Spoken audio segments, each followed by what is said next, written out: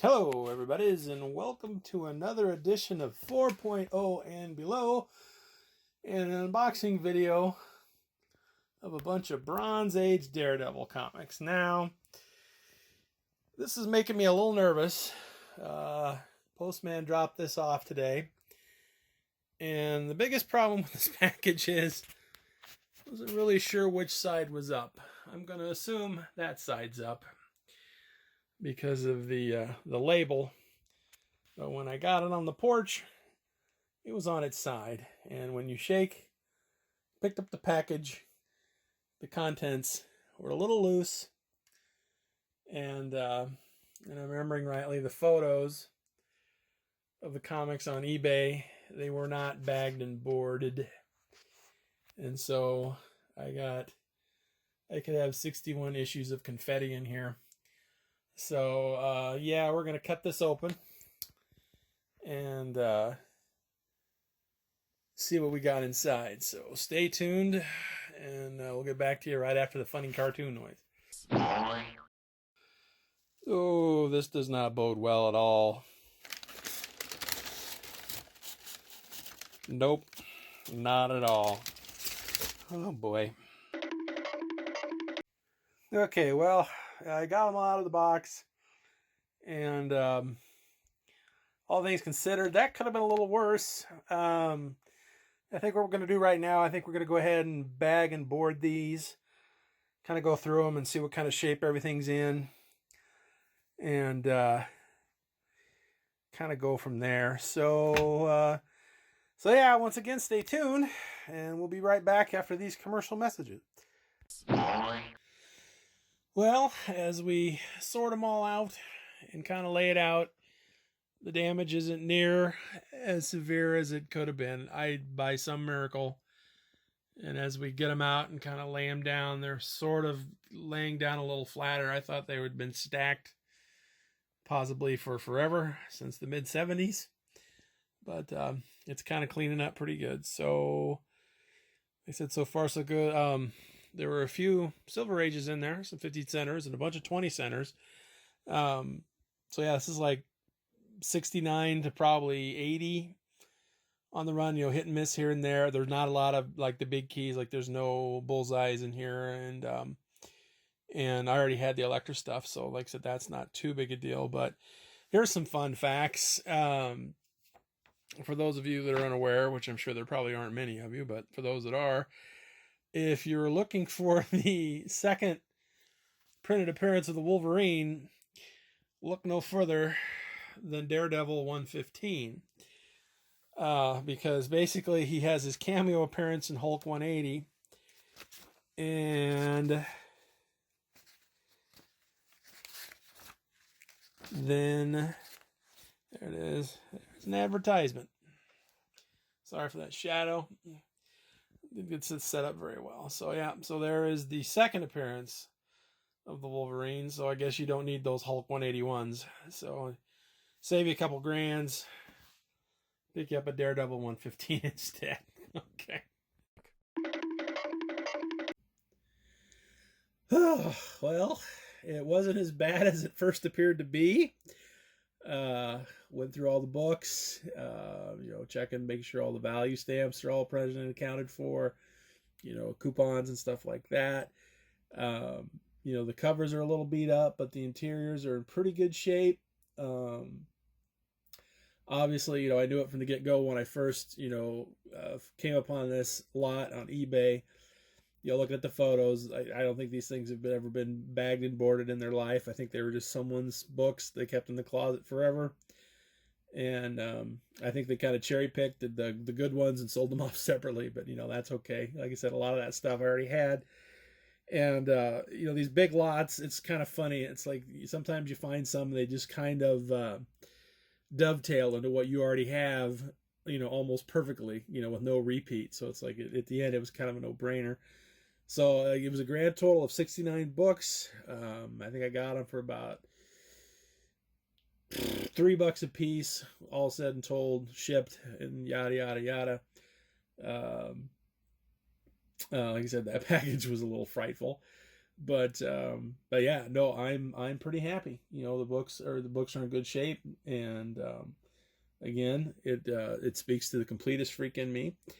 And to start off with here, we have, I knew this isn't a casualty. This was noted in the lot when they bought it. This is Daredevil number 61, that it was coverless. And I'm with Silver Age Dave on this one, I guess. I guess these guys deserve some love and a home too. Reminds me when I was a kid, you get them, you read them till the covers fell off. And then I'd take them and staple them together and make my own omnibus.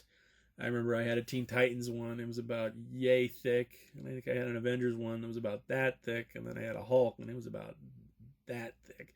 Don't ask me how I got it stapled together. You're a kid, you improvise. So moving on. Again, most of these are Bronze Age, but there were a few silvers in there. Starting with 62. And believe me, the cover is barely hanging on to that one. And number 64. Taking on the Stuntmaster. I said I love these old Daredevils. There's all different kinds of writers. Roy Thomas was on it.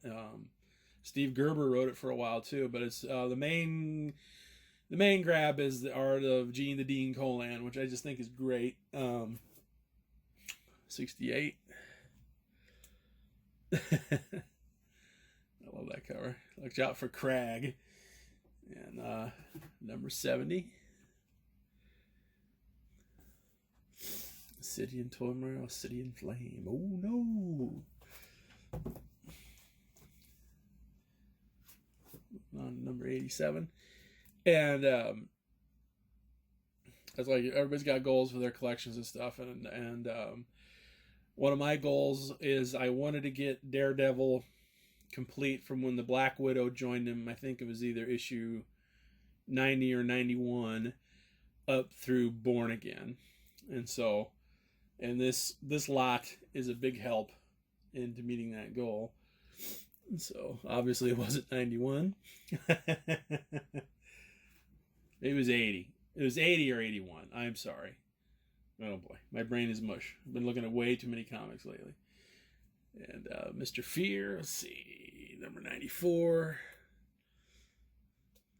Yeah, because in the team, the Black Widow sort of teamed up, and she sort of got second billing.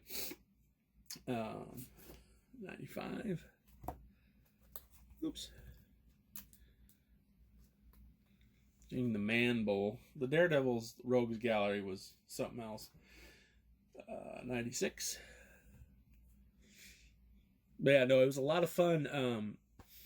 Going through, perusing through these books and stuff, and seeing a lot of Marvel promotional art from the late 60s and through the 70s and going into the 80s. And I took a bunch of photos, and I'm hoping at some point to kind of mash something together and make a little video out of it and put that out there too. I think a lot of people would enjoy that. So moving on. 97. The Dark Messiah. Okay. Number 98. There be the Disciples of Doom. I swear, like, each one of these issues ended, on a panel with the Black Widow going, "Show vengeance will be mine, so saith the Black Widow." It's a ton of fun. Uh-oh, here comes the old boyfriend. Hawkeye. And on to 101. Second appearance of Angar the Screamer. In issue 102. Stiltman. Again, he said his Rogues Gallery is something else. That doesn't match up to Spider-Man's by any stretch, but It's pretty kooky. Let's see. Here comes the Ramrod. Number 103.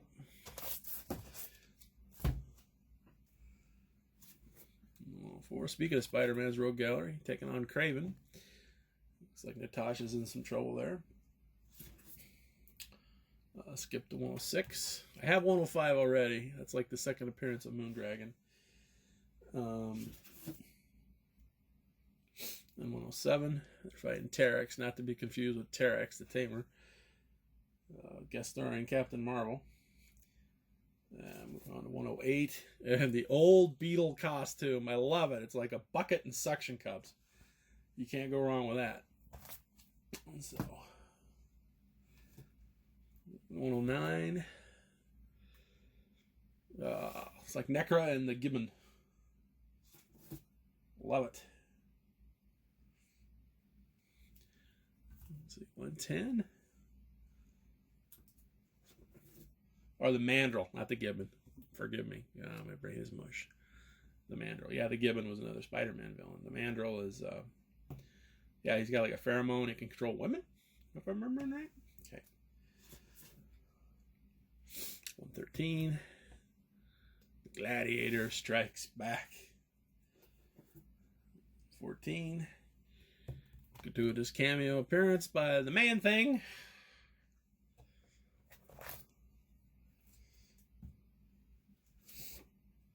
And 115, as I mentioned earlier, technically the second printed appearance of the Wolverine.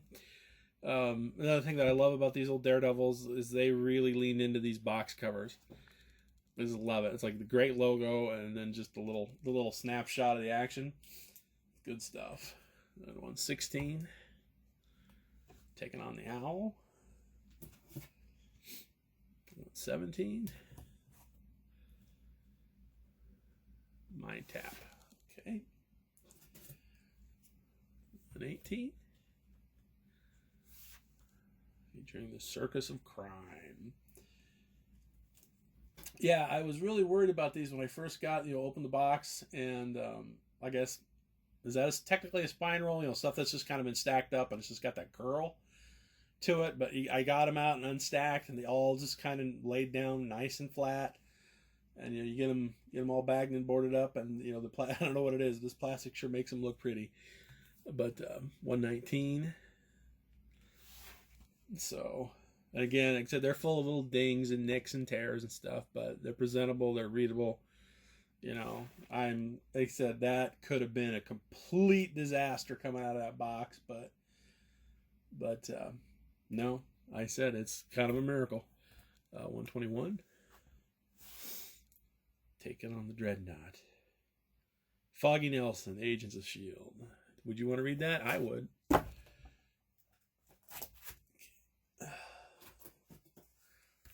On to 123.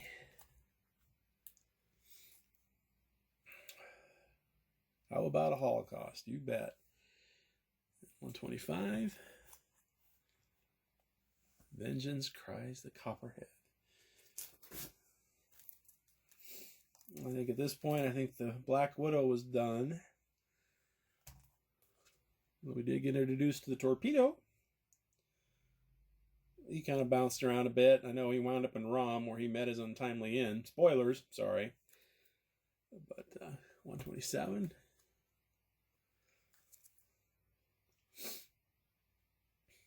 $128. This was the worst one. Out of all of that, this chunk missing here, but again, one book out of 60 or it's almost 70, so got too much to complain about. 129, the Man Bull is back in action.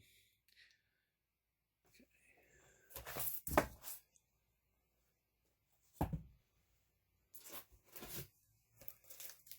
130.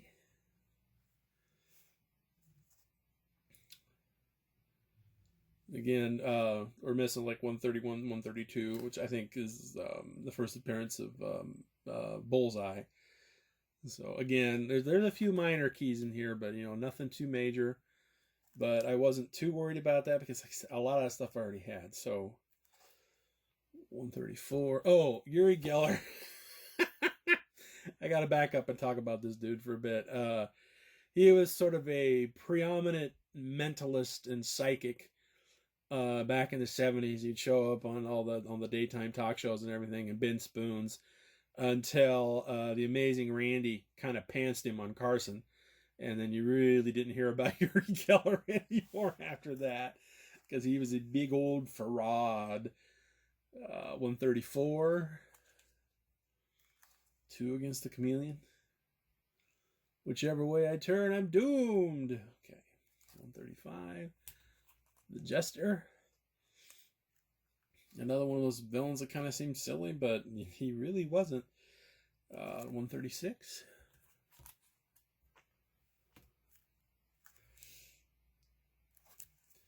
And 137. Oops.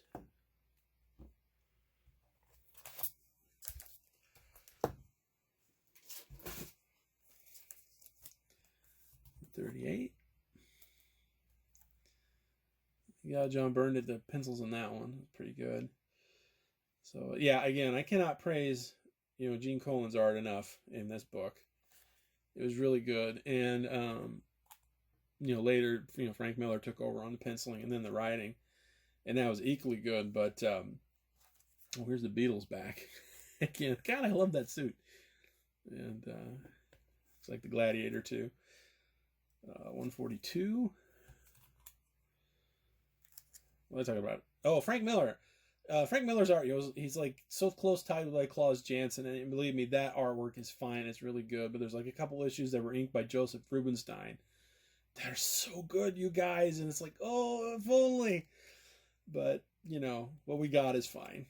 Let's see, 144. The Man Bull is back. And 147. On the wildest rampage of his career, he's reached the breaking point. Okay. Moving on to 148.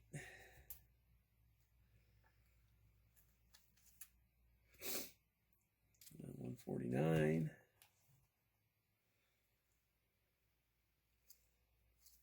150. I'm not sure. This might be the first appearance of the Paladin. I'm not sure. 151. And this is Heather, the side character. And 152. Back with a Vengeance. Rage in Central Park. Not too many more to go, kids. Stick with us here. We almost got it. 153, Mr. Hyde. And the Cobra. 154. It was fighting these big arenas. They get everybody together and they have at it. 155, the Black Widow returns with the champions. It looks like the Avengers too. 156.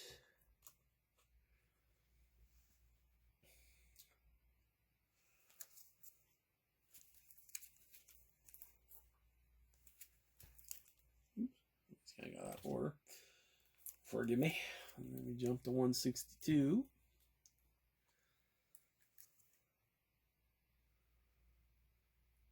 Ditko. 163. Oh, here's that issue I was talking about with the Joseph Rubinstein inks where he fights the Hulk. Oh my God, guys, it's incredible. Okay. 167.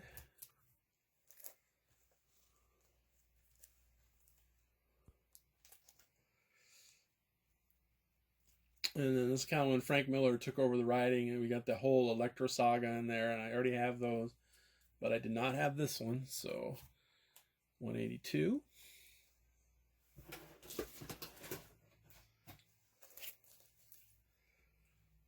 185.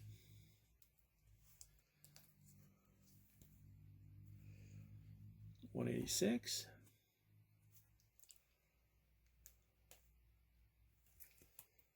187. 188.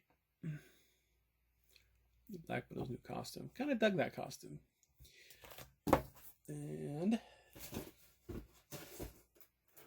So included in that lot was Giant Size Daredevil Number 1, or his first annual. And then annual number 4. And that's it. Again, that could have been a complete waste of money because that packaging was so sad. But at the end of the day, you get it unpacked, get it unfolded, and by some miracle, these sturdy buggers made it through with flying colors. So I think this was a good purchase, and I'm happy, and my feedback will reflect as much on eBay. But I will make mention that you might want to work on your packaging a little bit. And so until next time, this is WB Kelso. Hope you enjoyed this unpacking video. And to remember to never, ever be embarrassed about what you can afford comic book wise. And until next time, we'll catch you later. See ya. Bye-bye.